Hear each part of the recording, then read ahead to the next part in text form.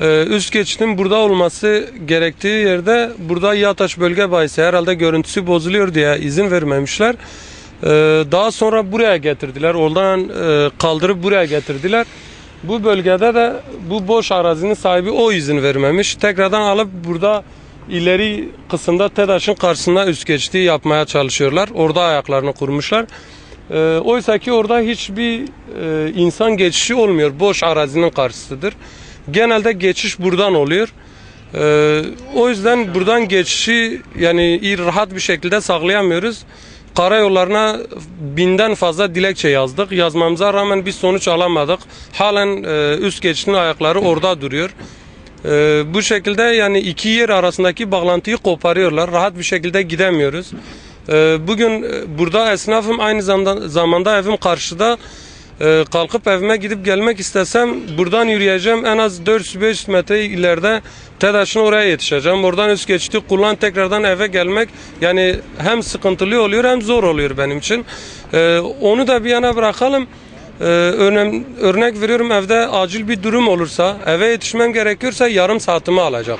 Ya da yani buna benzer sorunlar yaşıyoruz. Bundan dolayı üst geçiti burada yapmalarını istiyoruz. Yaklaşık 1000-2000 tane dilekçe göndermemize rağmen bir sonuç alamadığı halde burada bir insan gelip görüntüsünü bozuyor diye bir alo dedikten sonra bu üst geçiti kaldırabiliyorlar. Ama biz 1000 kişi, 2000 kişi dilekçe yazıyoruz. Hiç kayda bile alınmıyor. Bazı kişilerin hesabına gelmediği için TEDAŞ'ın önüne çekiyorlar. Ondan dolayı buradaki halk, esnaf mağdur oluyor. Dediğimiz bir kişi üst geçidi buradan kaldırtabiliyor da 1000 kişi buraya üst geçidi kurdurtamıyor.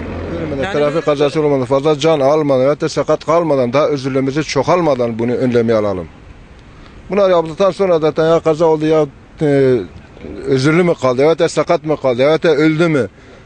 Aldıktan sonra zaten tadı kalmaz ki. Bunu önceden yapalım yani, bunu bir göz köprü yapılıyorsa, bir şehrin görüntüsü bozuluyorsa, o zaman şehrin dışında yapalım. Şehrin içinde hiçbir öz geçit yapılmasın.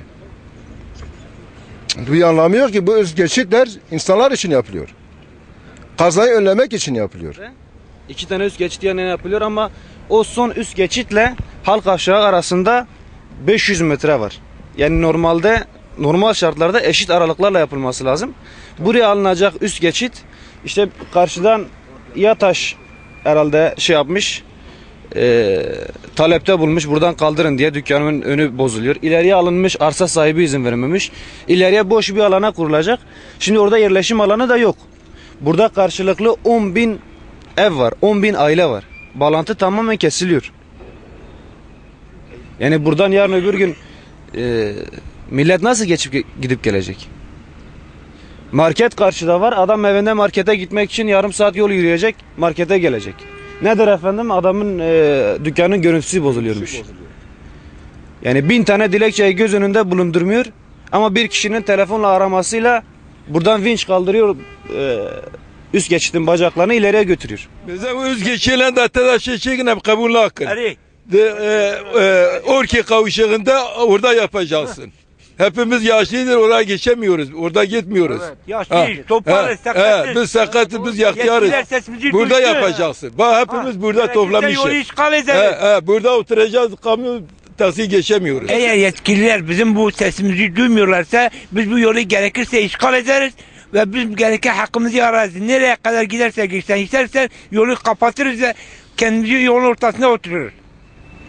Biz Orköy Kavşağı sakinleri olarak Urfa yolu üzerinde bulunan Orköy Kavşağı'nda üst geçit yapılıyordu. Ama burada yapılırken Yataş olsun, bu arka tarafta eğer görebiliyorsanızsa hemen orada boş bir arazi olsun, kalkıp oralara bunun inşası yapılırken birileri tarafından bu kaldırıldı, yani birileri tarafından bu istenilmedi. Ama dikkat ederseniz binaların çoğunluğu burada, binaların çoğunluğu karşıda ve yani yapılan yere bakarsanız Özel Ahmet Lisesi'nin yanında zaten bir tane yapılmıştı ama ona yakın diğerini de yaptılar. Yani burada yapılırken ta karşı tarafta yapılmış. Ama bakarsanız bizim burada kardeşlerimiz, arkadaşlarımız, okula gidenler var. Yol çalışmaları nedeniyle karayolunun 3. kilometresinde tarafınızca yapılması planlanan veya üst geçidi Evet, yaya üst geçidi yayasız bölgeye planlanmıştır. Yani yayasız insanların geçemediği bir yere yapılmıştır. Yani bugün dikkat edersek zaten önceden dolmuş durakları da karşı taraftaydı. Yani esnafın burada, insanların,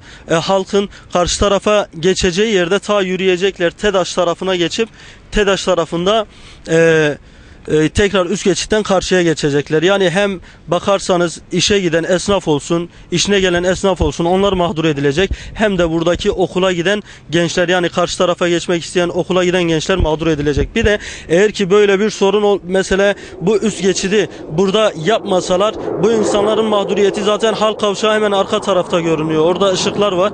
Zaten insanlar yaya olarak kullanacaklar. Bu tarafta gördüğünüz gibi bu yol ortasında tel de yapmışlar insanların rahat bir şekilde geçmemesi için. Zaten geçerse bu trafik kazalarına neden olacak. Bundan dolayı biz Orköy Kavşağı sakinleri olarak bir an evvel karayolları olsun, belediye olsun, bu yetkilileri, yani bu yanlışı düzeltmeleri için iş başına çağırıyoruz. Teşekkürler, sağ olun.